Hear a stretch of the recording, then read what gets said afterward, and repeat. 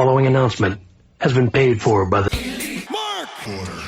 Hey, this is JayV. Welcome to our weekly podcast review of AEW Dynamite with the Elite Mark Order. Cosmic Scott is taking the night off, and Kingpin will be filling in.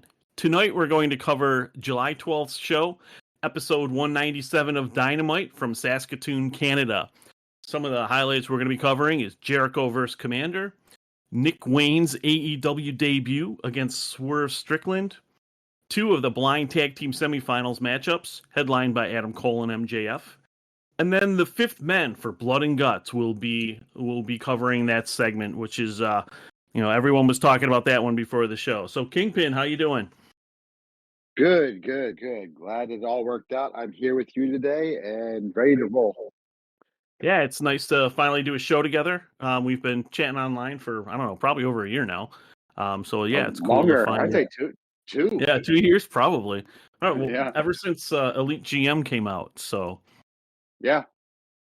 Whenever that was. Somebody let us know. Right. All right, so the opening match was Jericho versus Commander. It was kind of an interesting open to the show. There's no real storyline going on with these guys. You know, you have Jericho being dragged along with this Don Callis stuff right now. But I was certainly excited to see what they were going to bring us. So we had a decently long 2-segment matchup. We got Commander Spaceman rope walk. Just a lot of cool moves during the match. And then Jericho hit the finish it was Commander tried for a Dragon Rana. Jericho caught him and turned that into the Lion Tamer for the win. So it's kind of an old school finish for Jericho. He was unsuccessful hitting the Judas effect. And what do you think of the match? Well, I thought it was a good match. A little clunky at times, but that seems to happen with a lot of Commander's matches. That'll clean up as he goes along. I just think maybe a little less is more for him. Yeah. Maybe limit some of those spots, and that clunkiness starts to go away, and then he can incorporate more as he goes along. Yeah. Tony really likes Commander. He's given him a lot of time. So after the match, Don Callis came out. Sounds like Don Callis has a new theme song. What do you think of that? Interesting. It's interesting, and at first it just sounds like feedback. It's like, what is that? And I like it. It's good for him. Yeah. There's no point going all crazy instrumental if they're just going to boo over it anyway. Right. Right. I think it was designed around helping to enhance the boos that he brings. So Callis comes out to his new quote song and starts talking to Jericho. He's offering for Jericho to join the family. Jericho had a great line last week about I don't join factions, I start them. Yeah, I love that one. And then Callis brings up a clip from 28 years ago, from 95, with Callis with a lot of hair, Jericho, and Bad News Allen talking. I'm not even sure what promotion it was. But Callis basically used that moment to try to convince Jericho to join the Callis family. Where do you think this is going? I'm not sure at this point. And I like that. I loved the segment last night after the match. By having that video showed that actual, and it's not something being made up for the story. You know what I mean? Like, yeah. If not everybody's going to know that from something that happened 28 years ago, most will just accept it as fact that it happened. The fact that they had video and were able to show it last night just added much more to that segment. I like that Jericho's conflicted. I'm not sure what he decides, though. Like, I can't see them joining Kenny. Not at this point. Right. Yeah, I was thinking it was a setup for Blood and Guts. I thought, oh, well, Jericho will come in, have a brief alliance with Callis that will soon crumble, and he'll go back to doing whatever he was going to do. But yeah, this apparently has nothing to do with Blood and Guts based on what we'll talk about later. Yeah, I didn't realize... oh, go ahead. This whole Don Callis family is what's going to happen after Blood and Guts. Like, I do think that Callis is actually trying to build his own faction to go against the Elite. I don't know who's going to be a part of that, but I mean, you kind of need somebody like Jericho to go against it. Takeshita going to do it on his own. Yeah. You know, Yeah, like, I mean, a name like Jericho standing across as opposed to next to makes it look like a bigger feud. Granted, we've seen it before, but this is in a different context, you know? Yeah. So Mhm. it could work, Yeah. depending on also who else goes along with it. Right. You know, I mean, if you get Ibushi, loads of possibilities for this, and part is I can't see half of them. Yeah. You know what I mean? There's a lot of potential angles they could go here with this stuff. Like I said, I thought that Jericho was going to be part of Blood and Guts, and then they would just move on. But yeah, they're looking to build up something here. You do have the Golden Elite together. I'm not sure if Ibushi has just a one match deal signed or how long Ibushi's going to be in the States. Generally, when he comes to the U.S., it's not for very long, so I don't think they can build a huge thing around Ibushi. Although I would love to see Ibushi go heel at some point, maybe not necessarily at the Blood and Guts match, but I would love Ibushi to go heel so we could get Kenny versus Ibushi at All In or All Out. That would be just epic to see those two guys, and it's like we're with Kenny's contract being up at the end of the year, we're potentially running out of time here because Ibushi's I don't think going to sign with the U.S. company long term. So if Kenny does jump ship, that match could never happen while they're in their prime, because if Kenny signed like a four-year deal, who knows what shape both Kenny and Ibushi would be in 4 years from now. They're both in their either I think they're both over 40 now. So so I'm hoping to get that match. If we don't get it now, I don't know if it'll ever happen. I mean, Kenny will probably re-sign with AEW. So that window doesn't necessarily close, but that window could close at the end of the year, and that scares me. So it's like, let's get this match in now. I hear you on that. I'm in the camp where I think Kenny does resign, but I understand your situation, and yes, if there is any question in that regards, then do it now. Right. All right. Next segment, we had Hook chasing Jack Perry through a car. Just the same thing for the third week in a row or whatever with these two. Jungle Boy said they're gonna. Or I'm sorry, I should refer to him as Jack Perry now. Excalibur did refer to Jack Perry as Jungle Boy at the very start of the segment, but then he did not call him Jungle Boy again. So I think they're trying to move away from the Jungle Boy nickname, that whole gimmick. Who knows? When do you think we'll see Hook and when do you think we'll get some payoff with Hook and Jack Perry? Oof.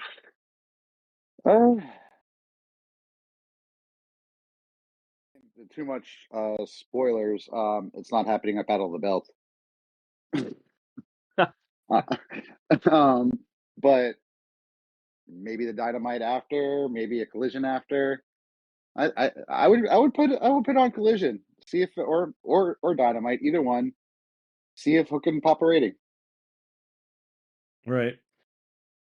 Yeah, I think it would be more likely. Just don't do it. Don't do it on Rampage. Right.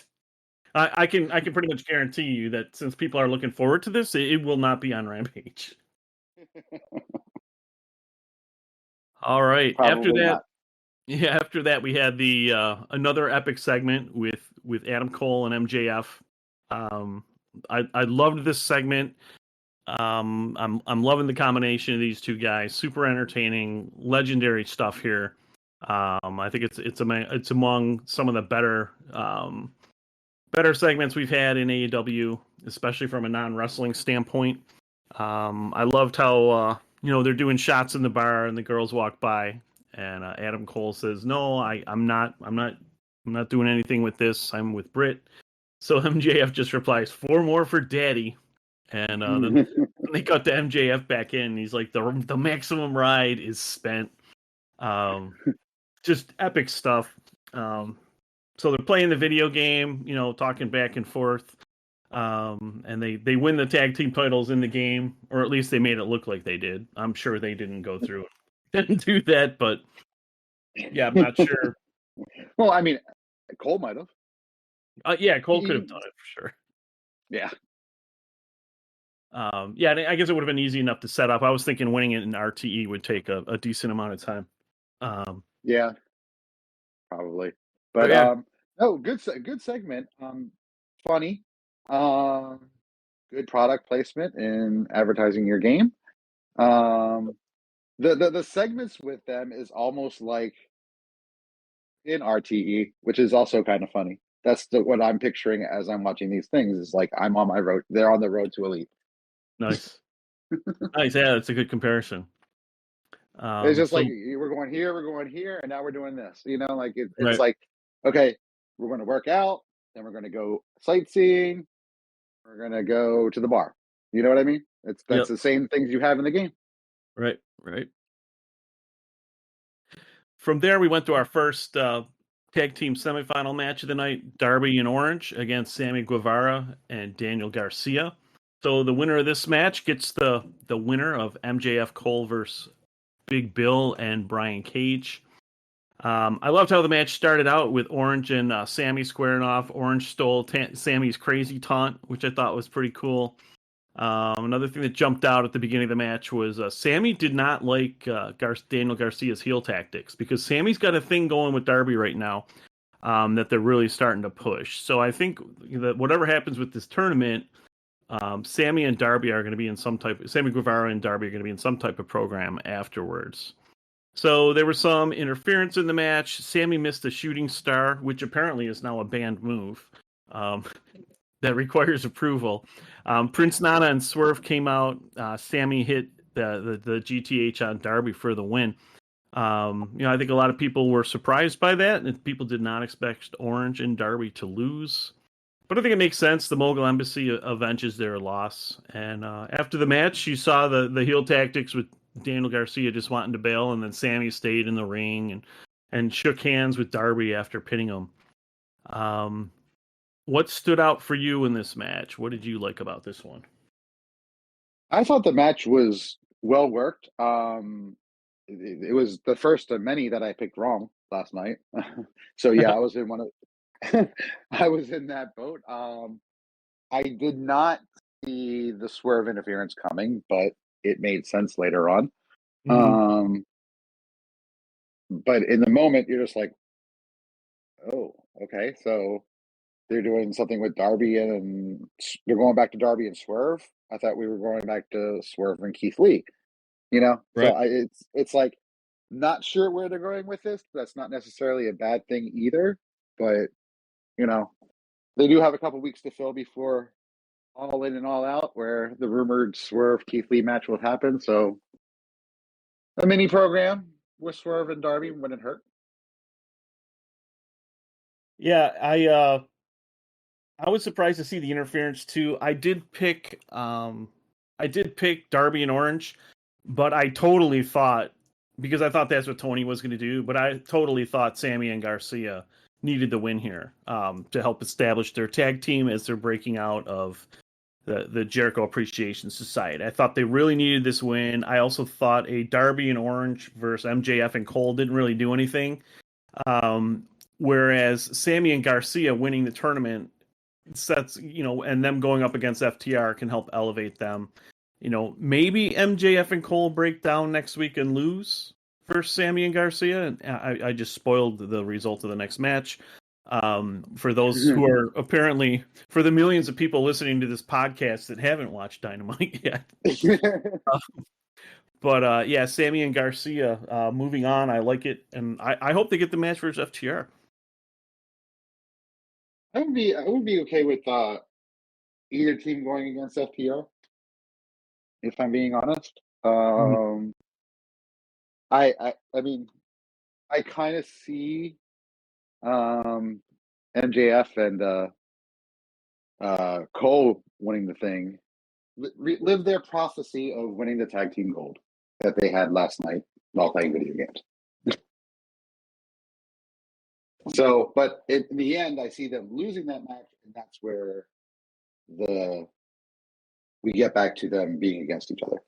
Going against FTR and winning would be good for Sammy and Daniel Garcia. However, the most entertaining result by far, like it's not even close, by far would be FTR versus MJF and Cole. And the finals is going to be on Collision, so I think it makes more sense for MJF and Cole to be on Collision against FTR than having Sammy and Garcia over there. Sammy really seems like more of a Dynamite guy, so they say there's no brand split, but certain guys seem locked into certain shows. So, all right. So, do you think AEW might have spoiled their own result of the 2-on-3 falls match? Because I mean, I haven't ruled out Bullet Club as winning. Yeah, I don't think there's any way. I don't think there's any way Bullet Club wins that match. I just don't see it. I mean, FGR just won the title, and have how many successful defenses have they had since they won the belts? So I think they're going to get more time. I think I would expect them to hold the titles for at least a couple more months. I mean, maybe lose at one of the bigger pay-per-views this summer. Okay. But yeah, I don't see any chance. Like, I was shocked that Bullet Club won last week. I thought it was great to see because they need to build up Jay White, and for sure, letting Juice get the pin in that match I thought was huge too. I'm like, yeah, Juice can use all the help he can get. I like Juice. I think he's a good wrestler. He just needs some good wins, and they gave him one. So hopefully he can take some of that momentum they've given him, have another great match against FTR, and hopefully that can carry through to whatever the next program for them is. But yeah. So that was okay. All right. So in a way, they kind of have. What's that? In a way, AEW kind of has. Yep. Either one of them would look better against FTR than they would against Bullet Club of Gold. Yeah, that's for sure. Yeah, FTR is ridiculously good. I mean, they every time I watch them, they exceed my expectations. I'm like, God damn it! Are these guys ever gonna have a miss? Like they always just they always just turn their matches into these like epic contests, and they do it without all the crazy spots and stuff too. I mean, they just have good solid matches. I mean, you can't say enough about those guys. I still hate Dax's mouth and how he acts on Twitter and social media, but I can get over that because I like his matches. Yeah. Agreed. All right, so up next we had the Adam Cole and MJF getting ready for their match. Cole and Roddy Strong had an interview where they're kind of disagreeing about it, and Cole's trying to convince Roddy that MJF is okay. I thought that was hilarious when Max said he saw Brian Cage and now he has the flu. It's one of the things I was looking forward in this match was MJF being afraid of Cage and Big Bill, but he didn't spend too much time doing that because he's the face. Him and Cole are the faces in this match. So Big Bill comes out to this awful theme music. Like, I don't know if you noticed Big Bill's song when he came out. What the hell was that? To be honest, I not in that moment, but I go back and listen to that. Yeah, go back and check it out. It was just this horrible song. It was like sounds like something like Hacksaw Jim Duggan would have come out to. I don't know. And then Brian Cage came out to the Mogul Embassy song with a ton of pyro. I was like surprised Cage got all the pyro for his entrance, but Cage had a pretty badass entrance. Then of course, MJF came out. He came out of the heel side, and then Adam Cole came out of the face side. But MJF is high-fiving everybody. Holding up a Adam Cole baby sign. And then they get in the ring, and MJF is running around Cole like Rick Steiner used to run around Scott, and they even got in their dog position. I don't know what you would call that. And they did the big Adam Cole baby. Start of the match, I loved it. I loved MJF here. I mean, just paying homage to the shit in our past, the shit we grew up watching. He squares up against Big Bill and he starts talking about the body slam. It was like the perfect, Andre and Big John Studd flashback. Studd couldn't be slammed, and whoever Studd's opponent was, it seems like all the Big John Studd matches would start that way. Yeah. MJF did eventually bite Bill's fingers when he was trying for a chokeslam, and he did get the huge body slam, which I thought was going to be my spot of the week potentially, because the crowd popped for that pretty big. So I think if I'm going to do a spot of the week video, I will include that anyways and have them both in there. But I thought that was great. Make it an honorable mention. What are your thoughts of the match so far? So, there was one moment in the match where Bill backed away from MJF, and it's nitpicking a little bit. That shouldn't happen. Big Bill should never back away from MJF or anybody that small compared to him. Right. It's just a small little thing, but for some reason it just irked me a little bit. It's like, come on now. But no, the match definitely picked up from that point. The crowd was into it, and honestly, in the end, crowd is at the arena is enjoying that match or whatever's being presented in front of them. That's the important thing.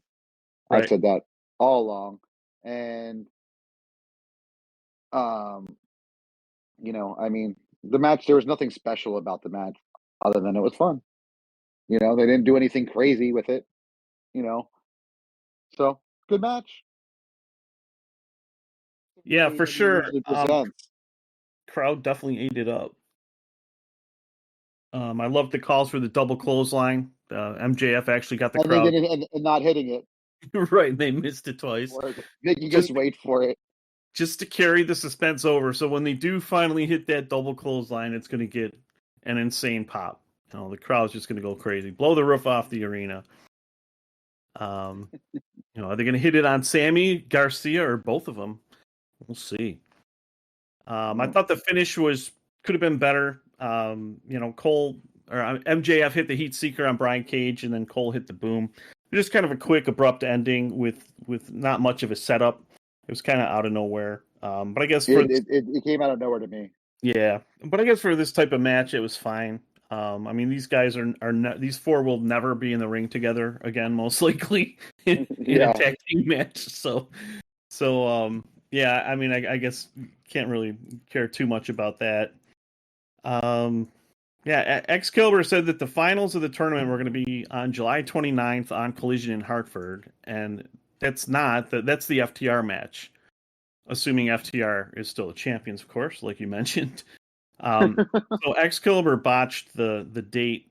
The winner of the finals of this match is going to be next week in Boston. So it'll be MJF and Cole against Sammy and Garcia next week. Okay. So after the match, they grabbed the mic. Great pop to the devil worshiper when MJF asks, are there any devil worshippers in the house? Loved the do the thing chant for the Adam Cole baby. We got the Satan chant too. Yeah, yep, the Satan chant. The Satan chant in Saskatoon. Yeah, Saskatoon. That sounds like the bumper. That could be the headline on the thumbnail on the podcast on YouTube. The Satan chants in Saskatoon. But yeah, 3,000 people sounded like 13,000 for this match. So yeah, this was great. The bromance has been great. We're better than you. We're better than you, baby. And yeah, looking forward to the finals next week alongside the cage match. And one last note is, Roddy Strong, they showed him kind of shaking his head at all of this. What do you think of Roddy's involvement here? Is he going to turn on Cole and go with MJF? Or are we going to see some crazy stuff? No, please, no. I am sorry. This is just going a little bit of history. I've been to probably more ROH shows in Baltimore than most, and I have seen enough Roddy Adam Cole matches to last a lifetime. I do not need to see it ever again. I really don't. All right, that's fair. That's me. I am sorry. They put on great matches. Roderick Strong does absolutely nothing for me. Never has. I feel bad for saying that because he's a hell of a talent. I don't mean to disrespect his name like that. Just bores the hell out of me. And to see all that throughout ROH for years.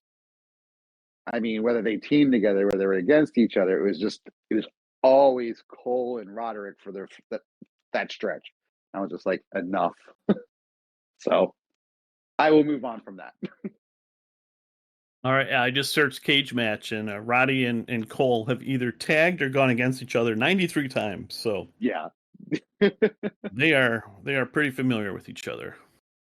Looks like they fought a ton in NXT as well as in ROH. Well, I felt the same when I was watching NXT. I was like, no. Yeah. I never watched. I didn't watch them in NXT. I had stopped watching, so I did not catch any of their stuff back in 2018 when they were going at it over there. I caught bits and pieces, but right, yeah. All right, next segment we had Jake Hager giving up his hat to Jericho. Jake said to make a short story even shorter. Jake said, "Until you can be straight with me, Chris, I can't give you 100%. So Jake is not on board with Chris joining Killis. So this is kind of makes the assumption that if Chris Jericho does decide to go with Killis, Jake Hager's out. Jake has been his most loyal backup. They've never, to my knowledge, exchanged blows in AEW, and that's the only one from the inner circle that you can say Jericho hasn't had issues with. So yeah, we'll see what happens there. I personally feel like, Jake breaking off from Jericho is the end of Jake Hager in AEW. I do like Jake having him around as a strong man, as your muscle guy in the background. I like seeing him fight occasionally. So I hope that they can find something for him to do. Yeah, let me go and do a couple of MMA fights, Bellator fights, and come back, do a quick program, and Hager's never going to light up the ticket offices or anything, but he's a good hand, good talent. I didn't mean to call him a good hand, good talent. Just really doesn't have body of work at AEW at all. Right. Right. He has that opportunity, and he hasn't. His matches haven't really been, on the level that you expect from bigger AEW matches. So they're pretty much all gimmicks or multi-man. Like the fight pit. Blood and Guts, Anarchy in the Arena, Stadium Stampede. He was in all those. Yep. He's good for that. He did get a title shot against Mox on Dynamite back in the day, which was probably the worst title defense in AEW history. It just wasn't a good match. And yeah, that's kind of what I was referring to when I said he's had opportunities, but he hasn't really delivered in the main event when it's in a singles match. He does fine in the group matches, but it's hard to suck in those matches. So up next we had the Outcasts, everyone's favorite faction in AEW, Ruby Soho against Sky Blue. The winner of this match goes on to fight the winner of Willow versus Athena, which is going to be on Rampage. And then Saturday night, so just a couple days from now, we'll see the finals for the Owen Hart tournament for the women. So Ruby versus Sky Blue was what I expected. There were a couple of close falls. Saraya and Tony Storm got kicked out, which was nice because there was less interference than we're accustomed to seeing with the Outcasts. Ruby hit a Avalanche, no future to get the win. Pretty clean win over Sky Blue. Some people thought Sky was going to get a push here. Sky did not get a push. And yeah, we'll see who goes on to win this tournament at the end of the week. I'm just not sure how much people care about who wins this tournament.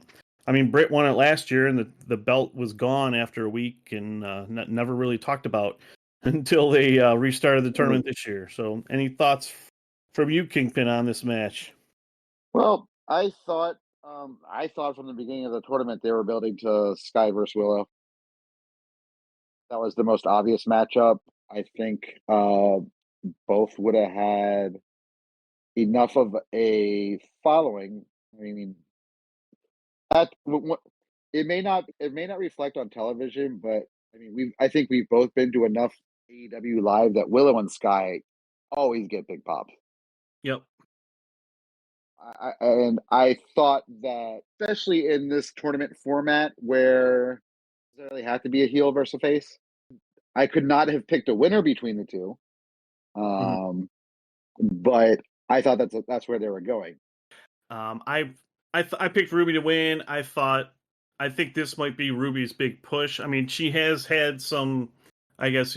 I think she has had a couple title shots, but I think this is Tony's trying to use this tournament to elevate Ruby, and I think she might win. I don't know how healthy or hurt Willow might be, so I wouldn't be surprised if they protect Willow next week and Athena gets the win. I guess this match has already happened, though. I haven't seen any Rampage spoilers, but we will find out tomorrow night, and then we'll see on Collision. We'll see the actual finals. So. Mm-hmm. Speaking of the Owen finals, up next they had a promo for Punk versus the Pebble, Ricky Starks in the Owens finals. I think this is an interesting match. I think Ricky could really, really, really use a win here. Like, Punk putting Ricky Starks over would be ridiculous for Ricky Starks. I think it could really help him. I think his momentum has died off again. You know, it feels like he'll start getting really popular and start putting together a great string of matches, and then he'll just fizzle out.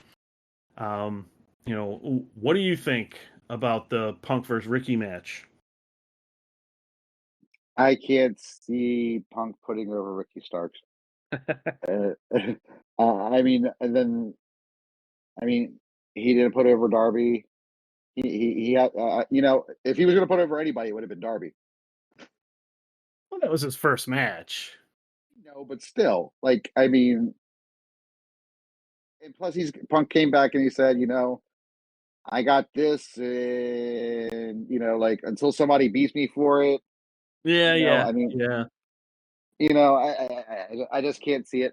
I can see it frustrating Starks to a point of a turn. They may not go in that direction. I just can't see Punk not winning, especially with Punk's love of heart. You know, I just can't see it. That's a great point about the title. Yeah, you bringing that up, I think, means Punk isn't going to lose until he gets his title shot, which I think will be an All Out versus MJF. But yeah, I think you just convinced me that where I was like 60, or maybe I was probably more like 75-25 Punk was going to win. I'm like 99-1 now. I would be shocked. Because Punk did say that about that title, so he cannot lose to Ricky Starks. So I think you nailed it there. No offense to Ricky. I mean, his time will come. But in which company? You can still get over by not getting over. Yeah, we'll see.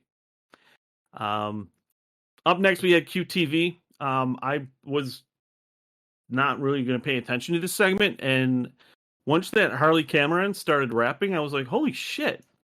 Like, when she started talking fast in that song, I'm like, oh my god, like, that's about as fast as I've like heard anyone talk in my entire life. Like, it was pretty impressive. It's like you compare what she did on that QTV segment to like the raps that, you know, the Acclaimed come out, and it's like she did a really crazy job there. I was impressed. What did you think there? Did I catch you off guard? But her name sounds familiar, and Did she do something with who it was Scarlett Bordeaux, Cameron, and Shotzi video together? Music video. It might have been Harley's video. So, in remembering that, I was like, heard it. Yeah, I was impressed. Yeah, so Um, I'm reading here. and I don't know why you have her do that when you have Max Caster doing his pedestrian stuff. Right. Right. That could hurt them. But yeah, she did a cover version of "I Put a Spell on You" with Shotzi and Scarlett last year in WWE. So yeah, you had mentioned that. I just looked it up. So I'm gonna have to Okay, yeah, listen to that thank now. you. I'm a little curious on her history. So she's caught my attention, and I didn't think she would. I had zero interest going into this, and now I'm like, wow, we might have something here. So it's going to be interesting to see. And like you said, I don't know if it's good for the Acclaim, but we'll see what happens. Yeah. All right, up next was our main event. I'll kind of jump back a bit. There was a nice promo during the show about Nick Wayne, about how he grew up with wrestling. His father was Buddy Wayne. His father had a heart attack and he passed when Nick was younger. And Wayne just said he's ready to carry on the family name. Max Kilber mentioned that his grandfather was Moondog Moretti. I'm not familiar with him. I'll have to look. I think I've looked up his grandfather before, but I'll have to do it again.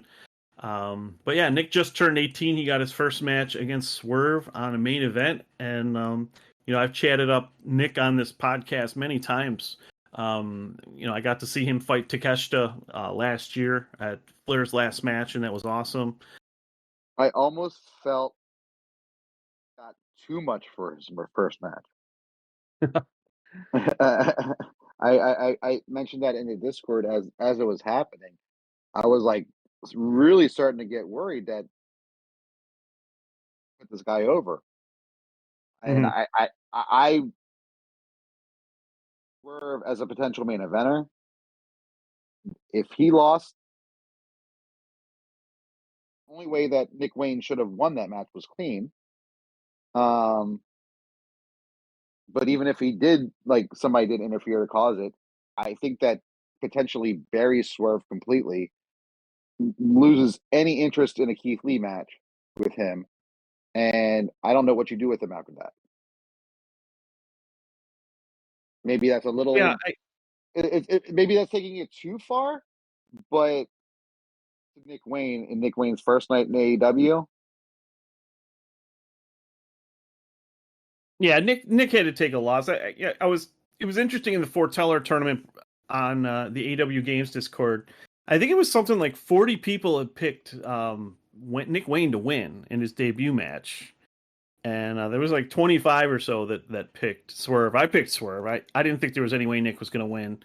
I mean, I think people just need to understand that, like, WWE would have probably booked Nick Wayne to win his first match, but Tony books more like the Japanese promotions. Like, I mean, a lot of these guys, it takes them a long time to start racking up wins against established talent.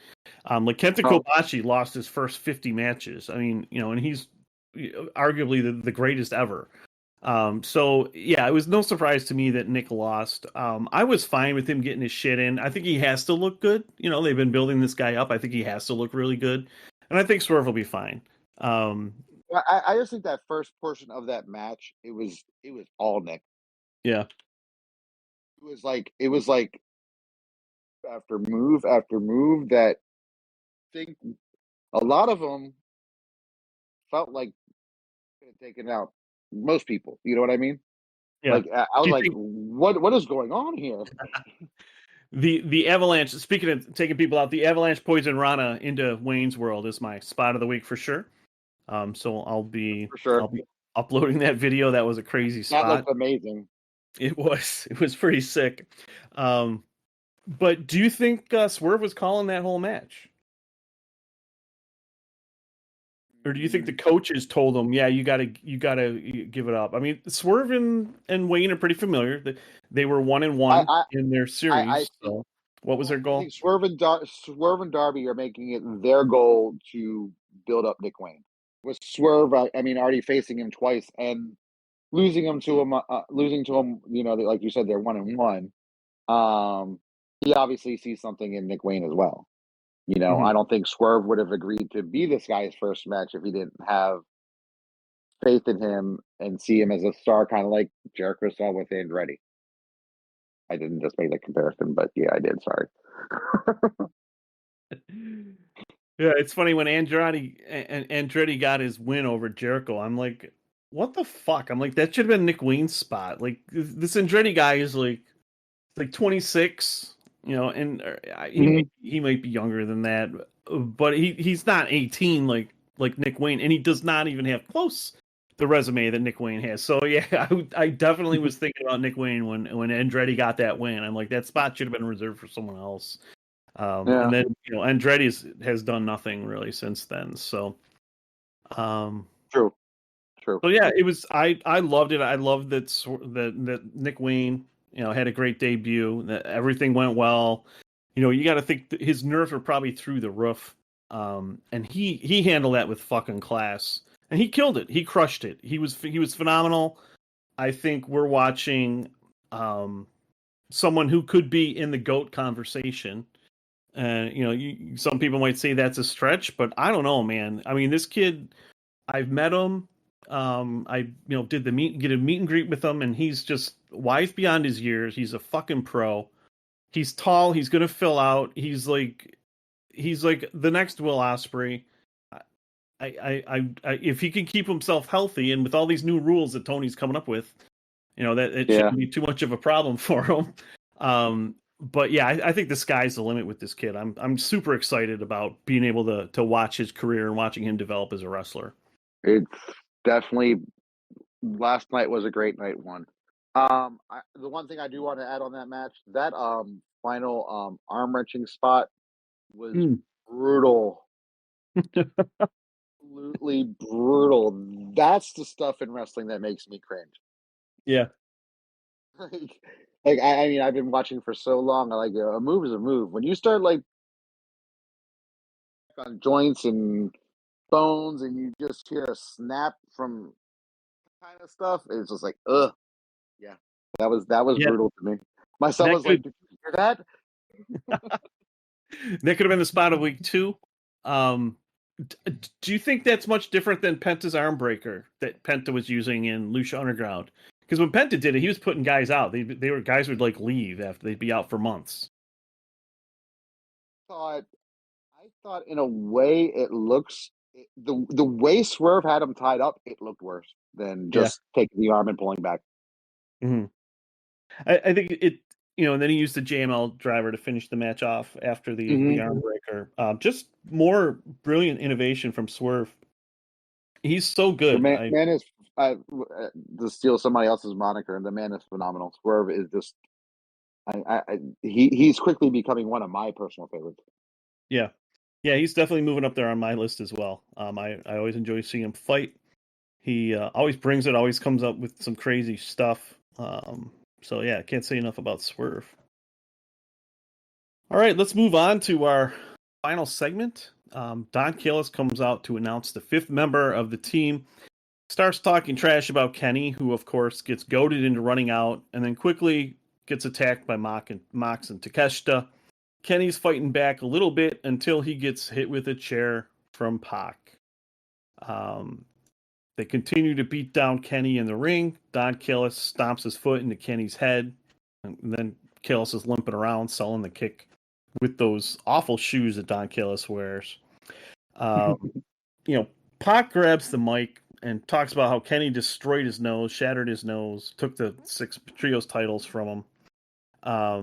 And then, they put the chair on Kenny's head, and Pac goes up to the top like he's going to do the Black Arrow onto Kenny with a chair on his head, which would have been, I don't know how Kenny would have survived that, but Kenny says, "Look at the screen," and Kota Ibushi's music hits, and the Excalibur announces the Golden Elite, and Ibushi officially is the fifth man for the Elite, as everyone was expecting, and the Hung Bucks then come out with the save. We get some super kicks, we get a buckshot lariat, and the Elite close out the night by clearing the ring. And here we have the Golden Elite are back together for the first time in a long time, and we're going to get them next week in Boston against the BCC and Pac. What are your thoughts on that segment? It was a hit and a miss.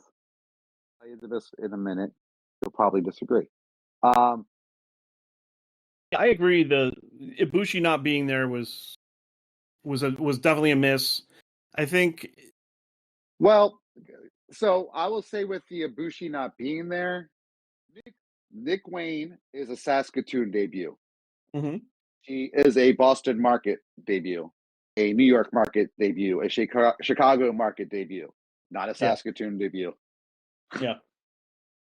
So I understood it from that standpoint. I get that, but I still think that regardless of where the event was happening, Ibushi coming out to make the save. I mean, with especially if it was not telegraphed like this, everyone was expecting Ibushi to show up. He didn't show up. He was on the screen. They showed ROH clips. I don't think they showed New Japan clips because there's still bad blood between Ibushi and New Japan, and Tony didn't want to ruffle the feathers of New Japan by asking to show Ibushi footage. So, but I still think like Ibushi's debut should have been a surprise, and it should have been one of the most memorable moments in AEW history. In fact, instead we get, like you said, look at the screen. I mean, the look at the screen thing was weird because normally what happens is the music hits, and when the music hits, the wrestlers turn to see who's coming down the aisle. But it would have made sense here because, if the music hit and Ibushi, if Kenny didn't specify that it was just on the screen, like Ibushi's music would have hit, but Ibushi wouldn't have come out, and the Hung Bucks would have come out to Ibushi's music. Like I don't know. It seems like that was the only way they could have done it. I don't know if you have any. Yeah, but it was just a tough spot with Ibushi not being there. But I'm fine with it for the most part, and I'm just excited to see him next week because it's not something I was confident I would ever see, especially with his the devastating shoulder injury that he had. Kenny saying how Ibushi was in really worse shape than he was with the shoulder. Seeing stuff on Twitter like Ibushi can't even do a push-up because his shoulder's so messed up. So it's good to see. We did see Ibushi fight a couple months ago against Speedball Mike Bailey. He had a match against Joey Janela where he looked fine. So I'm sure he's ready for this. And I'm totally looking forward to next week. It's going to be an awesome show. It's going to be an awesome match. I hope Ibushi sticks around some. But we'll see what happens. Any closing? I consider going to the show. I consider going next week. Yeah, my wife's family is from Massachusetts, and my son, as soon as he saw that they were announced, he was like, "Can we go? Can we go?" I'm like, that'd be awesome. I'd love to go to the show. I just have too much shit going on at work next week, and I've been out for a couple weeks, so. And there's reviews coming up at the end of the month, so if I feel like if I bail in the middle of the week next week, that might hit my reviews. So I just can't do it. It's disappointed because seeing Ibushi's AEW debut is kind of a dream, but it is what it is. I can't go to everything, so exactly. Yep. All right. Thanks for joining the podcast tonight, Kingpin. It was fun, and definitely looking forward to next week's Dynamite. It's gonna be a fun show. Definitely a newsworthy one. It was, and thank you for letting me join you. It was a lot of fun. All right, thanks to all the. Oh, go ahead. I was looking forward to doing it again. All right, sounds good. Thanks to all the elite marks and JJ for life.